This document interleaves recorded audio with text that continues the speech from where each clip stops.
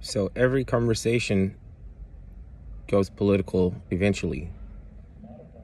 So I can't really say that whatever I was talking about before the guy did the political drive-by and said what he said and then skirted out so that nobody could push back, you know, I was like, oh, I wasn't on no political shit before that. But it doesn't matter because your conversation was going to eventually become political. So that's why dude said that and then took off.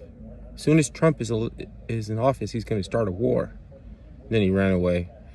I wasn't feeling confrontational particularly, but maybe people can feel the conversation and get an idea that you're not overly perturbed by Trump winning, or you weren't upset enough like the people who are. So I won't say that I didn't start it. I just didn't know how I was starting it because every conversation goes. Now here's the thing: if you feel like you're beyond reproach, then you can get trolled easily. You can get emotional, upset. You get flustered, and even though there's no such thing as an apolitical human being, and every conversation goes political eventually, no one is beyond reproach. So that's why I can get along with people with opposite political views than I do. A lot of time they don't know, but I don't feel like I'm infiltrating nothing. Because sometimes they take for granted that I go along with narrative. So let's say Syria gets invaded and they bring up Syria and they keep saying the rebels, the rebels, the rebels. I'd be like, oh, those are mercenaries.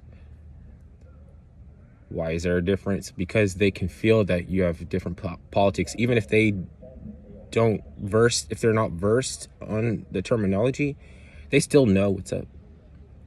It's like subconscious.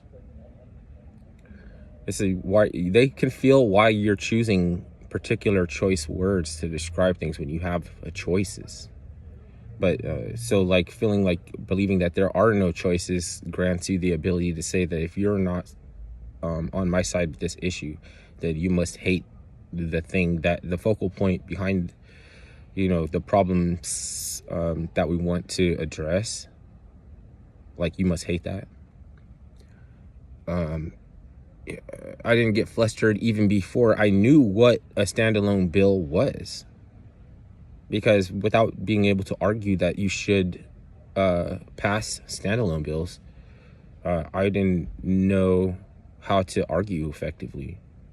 While they can pretend like they can just or say whatever they say, and this is why you're wrong, and nobody solves or speaks to any particular question. They just have arranged a group of facts together. But if you have like 4 or 5 facts, still, what are you solving for? It might not even be speaking to what you might not even be solving for anything, except for the fact that I can put 3 or 4 facts together.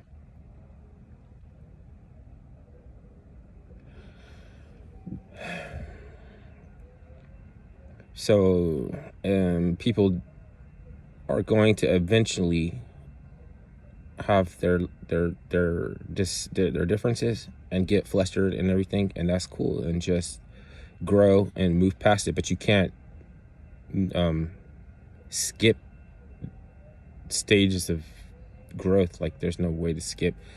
Like, so people removed themselves from good faith argumentation, then it's his own built-in difficulty to navigate. Then they don't get anywhere until they and genuflecting. Yeah, we won't get anywhere without it.